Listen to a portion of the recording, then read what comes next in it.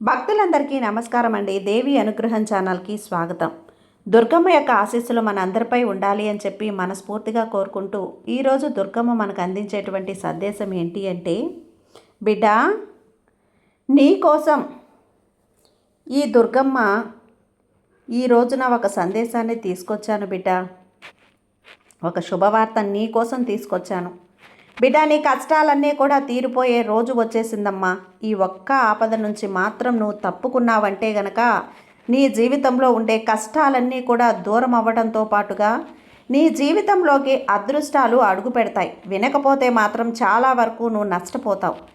జాగ్రత్తగా విని తెలుసుకోమ్మా అని చెప్పి దుర్గమ్మ మన కోసం తెచ్చిన ఈ సందేశాన్ని వినే ముందుగా మన ఛానల్ని ఫస్ట్ టైం చూస్తూ ఉన్నట్లయితే ప్లీజ్ సబ్స్క్రైబ్ చేసుకోండి ఫ్రెండ్స్. వీడియో నచ్చితే కనుక లైక్ చేసి సపోర్ట్ చేయండి. ఇక వీడియోలోకి వెళ్ళబోయే ముందుగా ఒక్కసారి మనకు బాగా తెలిసినటువంటి గురువు గారండి శ్రీ వారాహి అమ్మవారి జ్యోతిష్యాలయంలో జ్యోతిష్యం చెప్తున్నారు గురూజీ సుబ్రహ్మణ్యం రాజు గారు. Contact number 9989794560. ఈ గురువుగారు ఎలాంటి సమస్యనైనా సరే ఫోన్లోనే పరిష్కరించేస్తారు. నమ్మకంతో కాల్ చేయండి.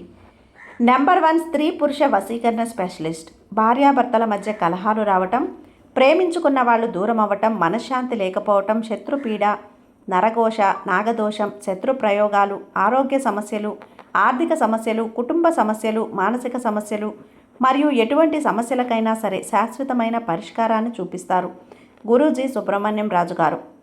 ఎలాంటి సమస్యనైనా సరే 100% 24 గంటల్లోనే పరిష్కరించి చూపిస్తారు. నమ్మకంతో కాల్ చేయండి గురూజీ సుబ్రహ్మణ్యం రాజు గారికి. Contact number 9989794560. జై వారాహి అమ్మ. ఇక వీడియోలోకి వచ్చేస్తే, బిడ్డ ఏది చేసినా కూడా నీ మంచి కోసమే కదా, నీ భవిష్యత్తు కోసమే కదా. నేను చెప్పే ఈ సందేశాలు ఇవన్నీ కూడా తెలిసిన విషయమే కదా. కాబట్టి ఈ సందేశాన్ని నువ్వు చివరి వరకు చూసే ప్రయత్నం చేయి. పూర్తిగా అర్థం చేసుకో. అప్పుడే ఈ దుర్గమ్మ నీకు ఏదైతే చెప్తుందో అది నీకు చక్కగా అర్థమవుతుంది. ముఖ్యంగా నువ్వు తెలుసుకోవాల్సిన విషయం ఏంటి అంటే, నువ్వు నీ యొక్క మనసు, నీ యొక్క ఆలోచన విధానాన్ని బట్టి నువ్వు నడుచుకునే నడవడిక ఏదైతే ఉందో ఇదంతా కూడా ఎదుటివారికి చాలా ప్రశాంతకరంగా, ఎదుటివారికి చాలా చాలా అనుకూలతగా, ఎదుటివారు ఏం చేసినా, ఏ పనైనా కానీ, ఏ మాటైనా కానీ, లేదంటే గనక ఏ స్వతంత్రమైనా కానీ నీతో తీసుకునే విధంగా నువ్వు ఉంటుంది తల్లి. అంటే నీ ఆలోచన తత్వం అనేది చాలా చాలా ప్రశాంతకరమైనటువంటి ఆలోచన తత్వం అనేది అందరూ కూడా బాగుండాలి, అందులో నేను ఉండాలి అని చెప్పి అనుకునేటువంటి మనస్తత్వం నీది. నీ ఆలోచనకు తగ్గట్టుగానే ప్రతి ఒక్కరూ కూడా ఆలోచిస్తారమ్మా. అలా అనుకుంటే మాత్రం నువ్వు ఖచ్చితంగా నీ యొక్క అవివేకమే అవుతుంది. ఎందుకు అలా చెప్తున్నారు అంటే, బిడ్డ ప్రతి ఒక్కరూ కూడా ఇప్పుడున్నటువంటి ఈ రోజుల్లో అందరూ కూడా బాగుండాలి అని చెప్పి ఎవ్వరూ కూడా కోరుకోవటం లేదు. ఎవరి స్వార్థాలకు వాళ్ళకు తగ్గట్టుగా, ఎవరి ఇష్టాలకు తగ్గట్టుగా, ఎవరి యొక్క ఆలోచనలకు తగ్గట్టుగా వారి జీవితము, జీవన శైలి అనేది మార్చుకుంటూ ఎదుటివారిని చాలా చిన్నతనంగా, చులకనగా, ఇక వారి దగ్గర డబ్బు లేకపోతే కనుక వారిని ఇంకా ఇంకా హీనంగా చూస్తూ ఉంటున్నారు. కానీ నువ్వు మాత్రం అందరినీ కూడా చాలా సమానంగా చూస్తూ, అందరితో బాగుంటూ, అందరితోటి కూడా చాలా ప్రేమగా ఉంటున్నావు. కానీ ఇంత చేసినా కూడా నీ మీద ఏదో ఒక రకమైనటువంటి మాటల తూటాలను జనాలు పేల్చడం, మాటలతోటి నిన్ను చిత్రహింసలు చేయటం, మాటలతోటి నిన్ను అవమానపరచడం, ఇటువంటివన్నీ కూడా నీ మీద చేస్తూ ఉన్నారు. వాటన్నింటినీ కూడా నువ్వు తట్టుకొని ఎదుర్కొని నిలబడగలిగితే ఆ శక్తి నీలో ఉంది అని చెప్పి నాకు బాగా తెలుసు. ఇన్ని ఉన్నప్పటికీ కూడా బిడ్డ నువ్వు ఒక అపరిచితుడు యొక్క జీవితంలోకి అడుగు పెట్టబోతున్నాడమ్మా. నీ జీవితంలోకి ఆ అపరిచితుడు అనే ఒక మాయావి నీ జీవితంలో విచిత్రాన్ని జరిపించబోతున్నాడు. ఈ విచిత్రం నీ జీవితాన్ని పతనం వైపుకు అడుగు పెట్టేలా చేస్తుంది. ఈ మాయావి మాటలు ఏ విధంగా ఉంటాయి అంటే గనక, ఎక్కడ లేని ప్రేమ అంతా కూడా నీ మీద వలకబోస్తున్నట్లుగా, నీకంతా కూడా మంచే చేస్తున్నట్లుగా, నీకు ఎటువంటి హాని కలగదు అన్నట్లుగా, వారిలో వారి కుటుంబంలో నువ్వు ఒకరిగా ఉన్నట్లుగా వారితోటి నీకు ఎన్నో అవసరాలు వస్తాయి తల్లి. ఆ అవసరాలన్నీ కూడా వారితో ముడిపడే ఉన్నాయి. కాబట్టి నువ్వు ఒక భ్రమలో ఈ విధంగా నిన్ను పడేసి వారి అవసరాలన్నీ కూడా నీతోటి తీర్చుకునే విధంగా ఇలా అనేక రకాలైనటువంటి డబ్బు పరంగా, మనుషుల పరంగా, ఆలోచన పరంగా, అన్నింటి పరంగా కూడా నిన్ను వాడుకునే ప్రయత్నం అయితే ఆ మాయావి చేస్తూ ఉన్నారు. బిడ్డ, ఎప్పుడైనా సరే నీ కుటుంబంలో నీ ఇల్లు, నీ శరీరం నీకు దేవాలయంతో సమానం. ఈ దేవాలయంలోకి ఏ చెడు శక్తి అడుగు పెట్టినా కూడా, అడుగు పెట్టడానికి కూడా ధైర్యం అనేది చేయగలిగిన, వెన్నులో వణుకు పుట్టించే విధంగా నీ ప్రవర్తన అనేది, నీ తీరు అనేది ఉండకపోతే అవతలి వారు సులభంగా నిన్ను ఏ విధంగానైనా సరే, నీ కుటుంబాన్ని, నిన్ను, నీ ఇంటిని నీ పతనం చేయాలి అని చెప్పి చూస్తారు. కాబట్టి ఈ మాయావి రూపంలో నీ ఇంటికి ఒక ఆపద అనేది కలగబోతోంది.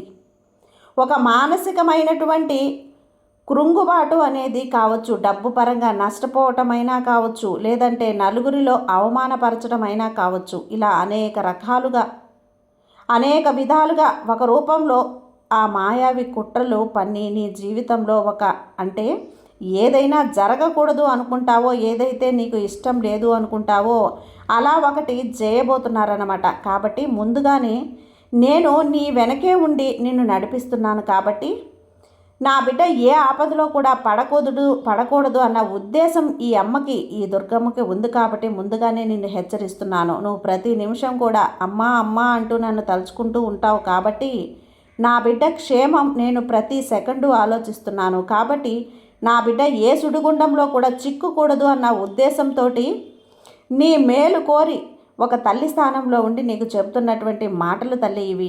ఎవరు ఎటువంటి వారో, ఎవరు ఏ స్వార్థంగా, ఆలోచనాపూర్వితంగా, ఏ సమస్యలతోటి, ఏ విషపూరితమైన చేష్టలతోటి నీ దగ్గర నీ మానసిక స్థితిని అనుకుంటూ ఉన్నారో, ఎవరు నీ మీద నిందలు మోపుతున్నారో, ఎవరు నీ మీద చాడీలు చెప్తున్నారో, ఎవరు నిన్ను అవసరానికి అడ్డు పెడుతున్నారో ప్రతీదీ కూడా నీకు తెలిసినప్పటికీ కూడా నువ్వు కాస్తంత మాయా మాటలు, కాస్తంత మంచితనం చూపించడం, నువ్వు ఎవ్వరి ఎదురు వాదన పెట్టుకోకుండా వారి పనులు సక్రమంగా నడపడం అనేది ఎంతవరకు సరైనదో ఒక్కసారి ఆలోచించుకునే ప్రయత్నం అయితే చేయబిడ్డా. ఇదంతా కూడా నేను నీకు ఈరోజు చెప్పడానికి ఒక బలమైన కారణం అనేది ఉంది. రేపటి రోజున ఒక సుడిగుండ వలయంలో నువ్వు చిక్కుకొని ఆ రోజున నేను ఇలా చేసి ఉంటే బాగుండేది అనే ఒక ఆవేదన అనేది నీ మనసులో కలగకూడదు. ఒక ఉద్దేశం అనేది నీకు ఎప్పటికప్పుడు కూడా నేను హెచ్చరిస్తూ ఉన్నటువంటి మాటలు తల్లే ఇవి. రేపటి రోజున దుర్గమ్మ నాకు చెప్పినా కూడా నేను ఈ విధమైనటువంటి పొరపాటు చేశానే అని చెప్పి నువ్వు తల దించుకోకూడదు, తల బాదుకోకూడదు అన్న ఉద్దేశంతో నీకు చెప్తున్నటువంటి మాటలు బిడ్డ ఇవి. నీలాగా ఆలోచించరు. అందరూ నీకున్నటువంటి మంచితనము, నీకున్నటువంటి సహనము అందరూ చూపించరు. నువ్వు ఏదైతే నలుగురు విషయంలో ఆలోచిస్తావో ఆ నలుగురు నీ గురించి అలా ఆలోచించరు. ఎప్పుడైనా కానీ ఒకరు కలిసి ఉంటే చూడలేనటువంటి మనుషులు, ఒక కుటుంబం బాగుంటే విడదీయాలి అని చెప్పి చూసే మనుషులు, ఒకరి మనసుల్లో స్వార్థాన్ని, ఈర్ష్యను, అసూయను నింపాలి అని చెప్పి చూపించే మనుషులు, ఒకరు నీ యొక్క మనోభావాలతోటి ఆడుకునేటువంటి మనుషులు నీ చుట్టుపక్కల ఉన్నారు తల్లి. కాబట్టి ముందుగానే హెచ్చరిస్తున్నాను, మళ్ళీ చెప్తున్నాను, చాలా చాలా జాగ్రత్తగా ఉండు. వినకపోతే మాత్రం చాలా వరకు కూడా నువ్వు నష్టపోయే ప్రమాదం ఉంది, తెలుసుకో.